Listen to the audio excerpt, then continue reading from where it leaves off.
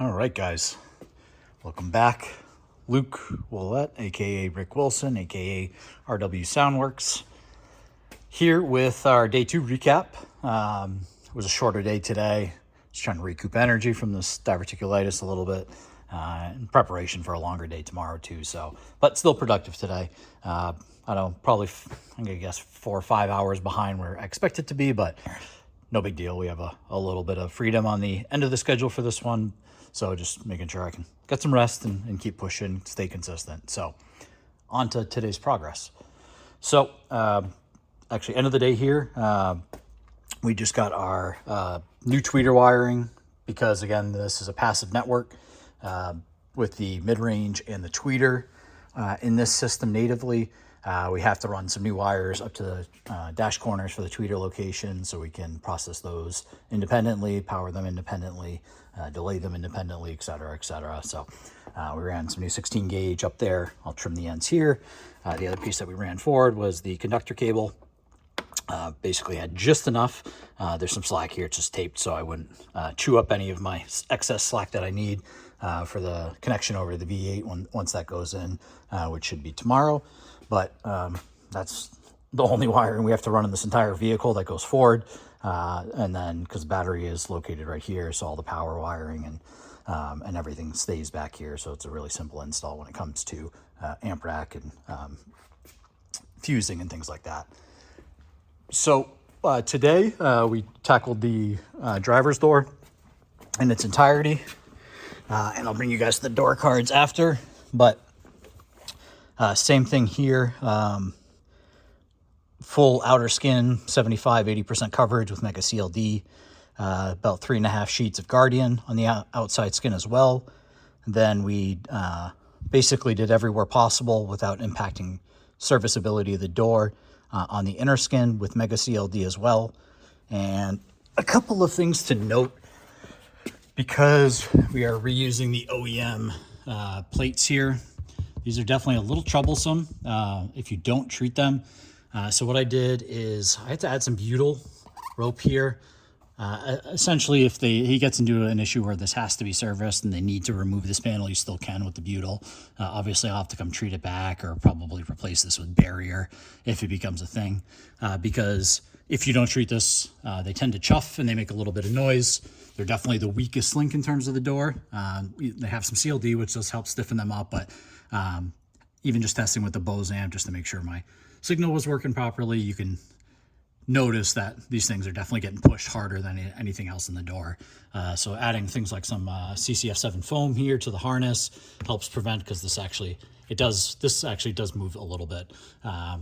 This helps prevent any of the potential rattles of the wiring harness against the panel itself. And besides that, we treated this door the exact same way. Speakers mounted on the Compose or the Flex Mount 3D mount. Again, there's gaskets between the actual adapter and the door and the speaker and the adapter. Those are provided by Helix. They're a nice CCF material. Up here, this will get zip tied tomorrow, but we just got the wiring routed. This is the tweeter wiring. You can see up here, I got the little 2-foot lead here that I'll trim up, and we'll have to get a quick disconnect, probably some XT30s on those, and we'll get the tweeters dropped in first thing tomorrow morning.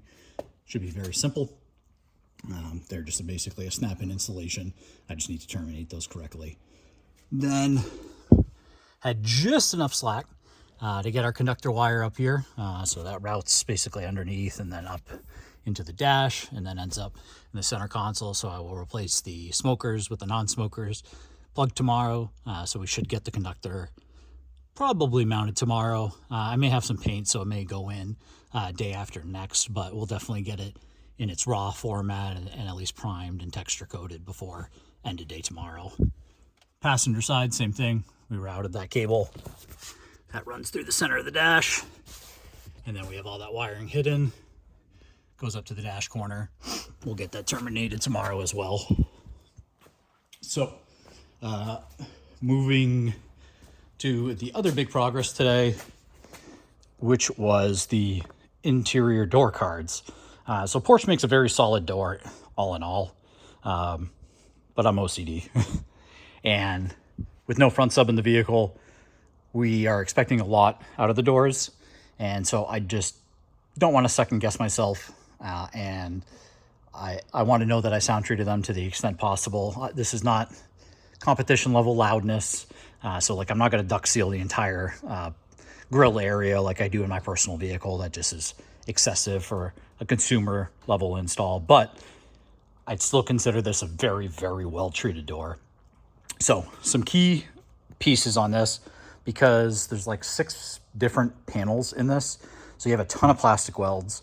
So I actually think I used more than a full roll of butyl Resonix rope in each of these doors. I think there's about a roll and a half. I had some left over from another project, and I just started going. And when you start to look at all these areas, especially like critical areas, especially around the grill where there's a lot of energy, these welds that come across, you got some all the way over here. Then I wrap this entire assembly here, have some coming through here. Some of it is covered by CLD, have it coming down through here. There's just, like I said, I probably have 35 feet of butyl rope just in one door card. But that's the stuff he's going to keep this vehicle for 3 to 4 years. And it goes through a lot of seasonal changes and a lot of bumps and mileage, and I want the doors to stay composed. So obviously you're seeing Mega CLD in the areas where we had this kind of grid reinforcement, especially with the mid-range in this location. We filled those voids with duct seal. Shout out Justin, thank you for helping.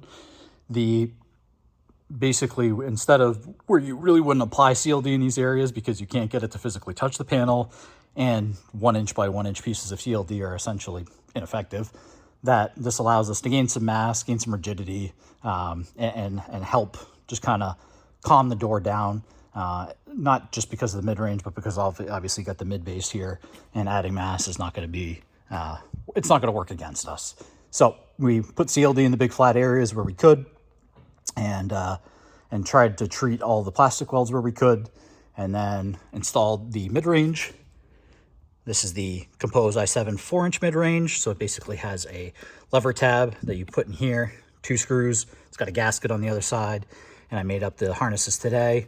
The actual connection is under here, but I have that with some Resonix interior cloth tape, just so it stays as a low profile and stays out of the way when we go to install, and it doesn't rattle over time when it comes to getting the door back into the vehicle. Over here, we're actually going to reutilize the OEM fiber mat because honestly, it's a really nice open fiber product. Porsche and a lot of the high-end manufacturers use a great, nice open fibrous product. Obviously, this thing's pre-cut, fits everywhere. We still have all the OEM tabs. So we will reutilize some of the fiber mat we purchased in some other locations and try to help provide a little bit of road noise insulation. So probably we'll end up filling a little bit of the quarter panels in the back and the sub area, just to, help with potential rattles, decoupling, anything that we can use it for, we will. But so these are fully ready to go. We'll plop these back in tomorrow morning, and we'll get them reinstalled on the doors. And so I'm expecting, I don't know, by 9-10 a.m. tomorrow, I'll have the front stage put back together, and then we'll get started on amp rack. So yeah, tomorrow is really trying to get amp rack wired up and front stage put together, get my conductor roughed in. That's my goal tomorrow. Hopefully we're making some sound. I'm not too worried about getting the DSP program, but I'd like just to get the amp rack fitted and mostly wired up and get my power wiring and signal wiring done. And then on Sunday, today's Friday, Sunday, my objective is to do the sub enclosure, and hopefully, if that all goes well, I'll be playing some music by end of day Sunday, but likely will be probably Monday morning, and probably spend Monday getting this thing tuned and turned over to the client. So things are going well, taking our time, doing it right.